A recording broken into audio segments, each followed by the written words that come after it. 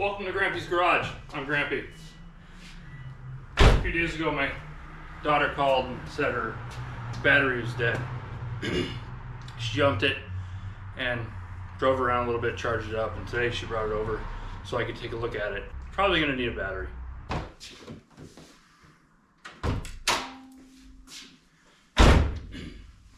This is a 2005 Subaru Forester. It's been in the family since new. Belonged to my wife to begin with. Then we hammied it down to my daughter. She does a lot of driving. It currently has 213,000 miles on it. I've done everything on this car. We've done 2 timing belts on this car. We've done 2 clutches in this car, multiple batteries, several alternators.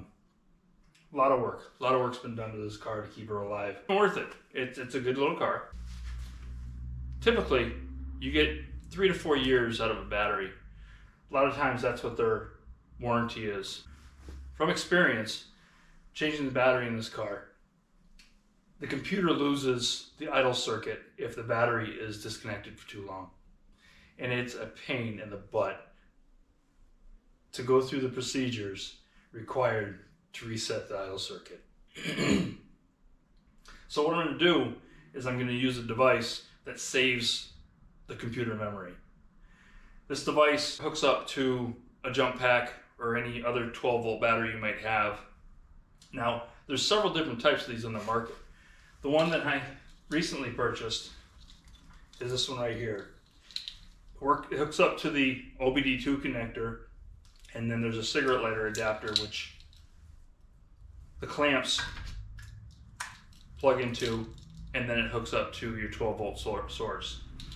Another type that's on the market, and they're cheap, they're $5, $10, is this one right here.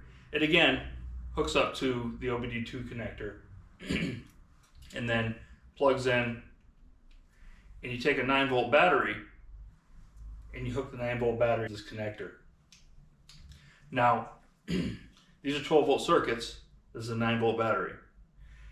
If you have any draw on the car, if you have any lights on, you end up with this battery draining down pretty quickly.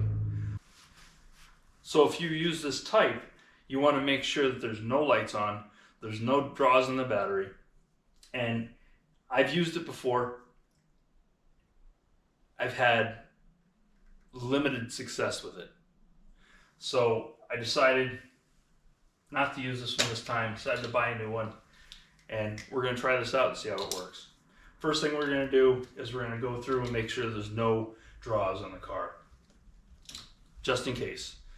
Draws could be anything from a under the hood light, your dome light, any electronics you might have on the car. Because once you hook this up into the OBD2 connector and then you hook this up to a battery source, a 12-volt source, you're now powering those devices. And we want to power as little as possible. Your OBD2 connector on most cars is underneath the driver's side of the dashboard. Now, it can be in other places, but typically it's underneath the driver's side of the dashboard. This one just so happens to be right here under the steering wheel. So we're going to plug this in.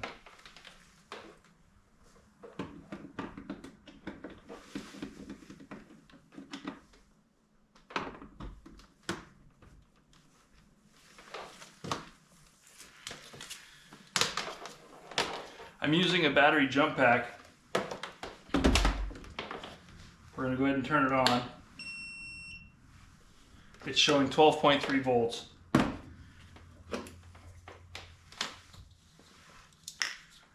Gonna hook the red to the red.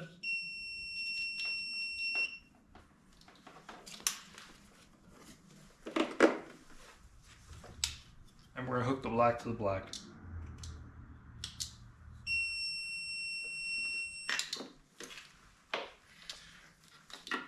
Then we're going to go ahead and plug it in. Now, if it's hooked up properly, it should be allowing us to have 12 volts to the computer as well as the radio presets when I disconnect the battery from the car.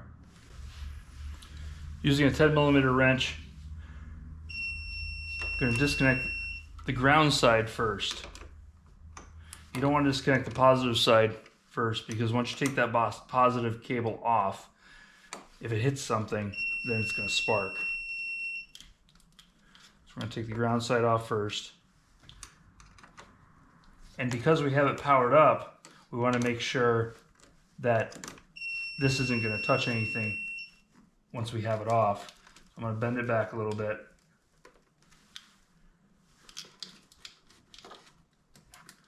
We stick behind that hose right there. I want to clean the terminal before I test the battery.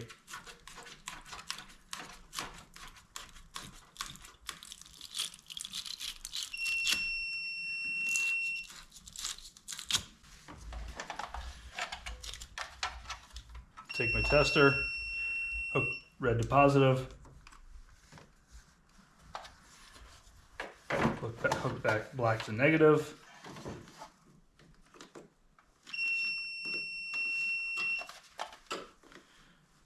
Good. There we go.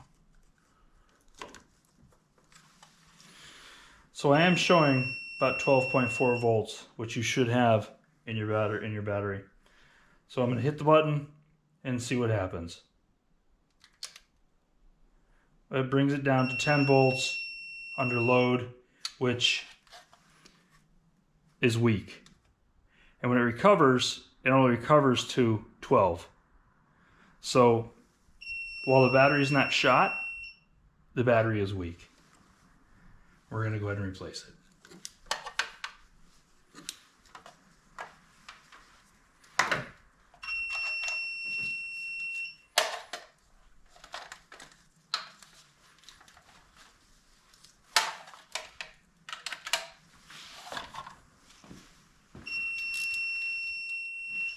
Use a 10mm socket to take the battery hold down loose.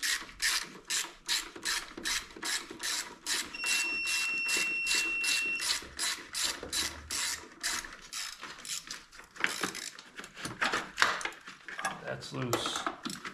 Let's get the other side a little loose.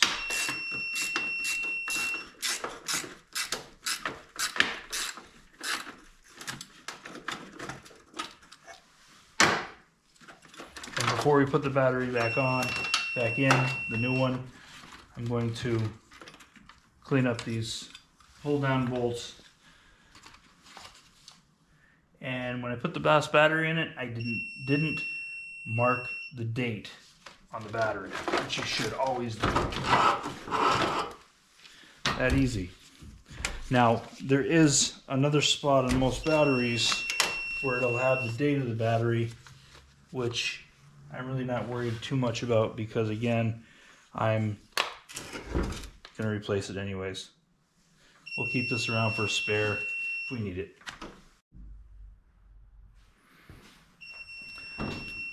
The battery I'm putting in is a interstate battery, which I'm very fond of. I don't think I was able to get an interstate last time. The date codes are marked on of the battery.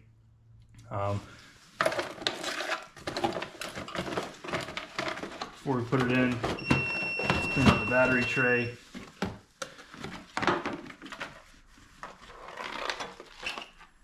Oh, lucky penny.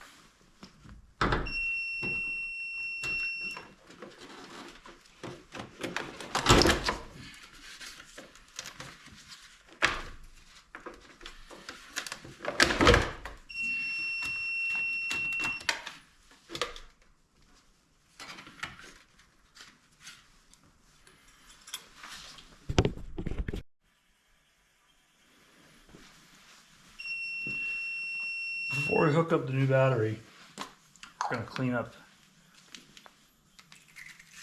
the battery cables.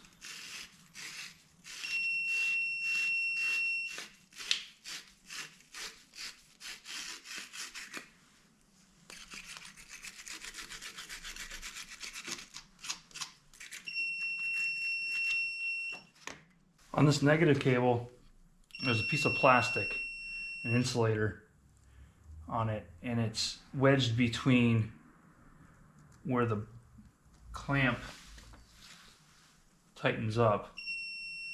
What I'm trying to do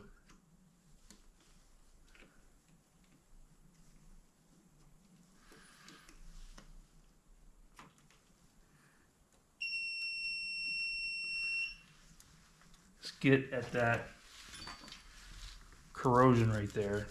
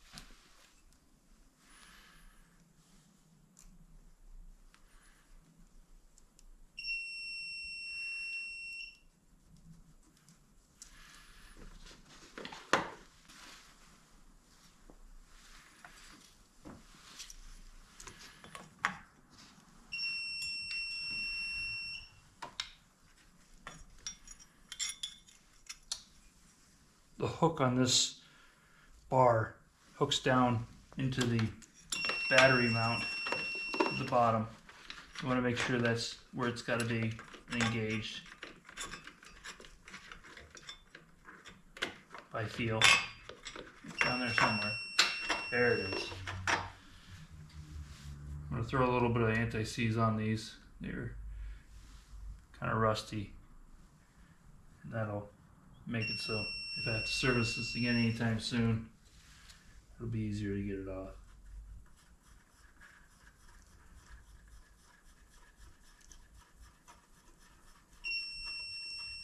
I'm holding that bar in the back so it doesn't drop out of its holder.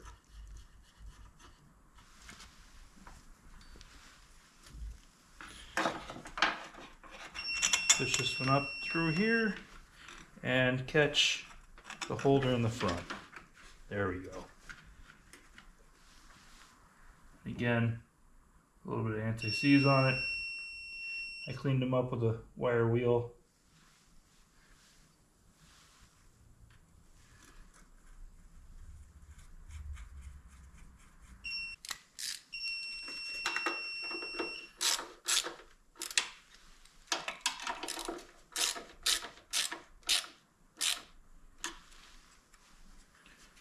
Nice and tight. So when I hook this back up, I'm going to go in the reverse order. I'm going to hook the positive cable on first, then I'm going to hook the negative cable on. It's cleaned up. Let's take this, make sure you take these off.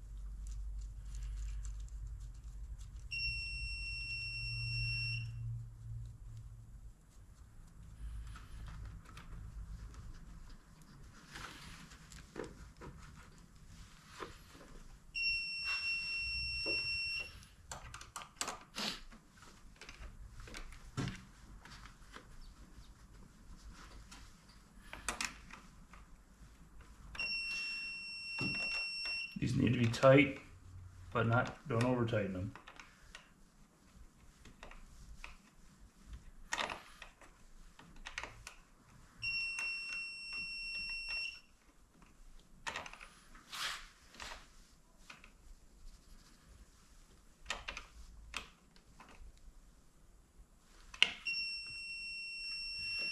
There we go.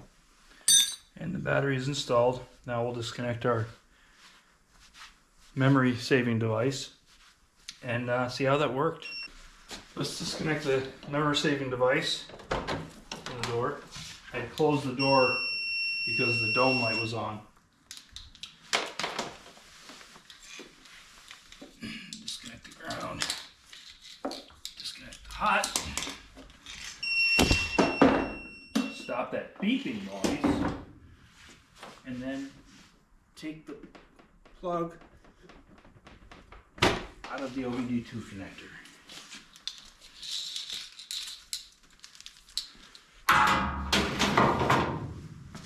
Now, if all went right, the car should idle.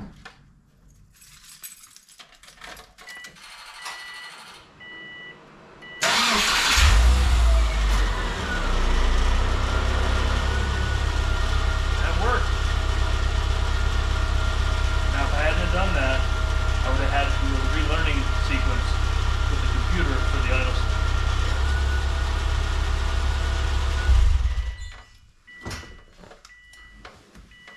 Totally worth the $20. Completely worth it. The last thing I want to do is I want to check to make sure the charging system is working. Now, at rest, the battery should have 12.4 for voltage. Let's check that.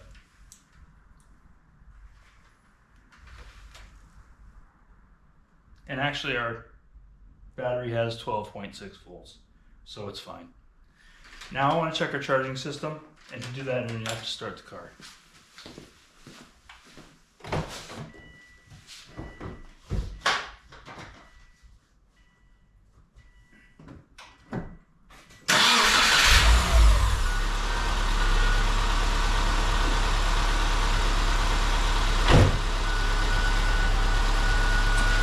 With the car running and no major loads on the car, you should have 13 to 14 volts.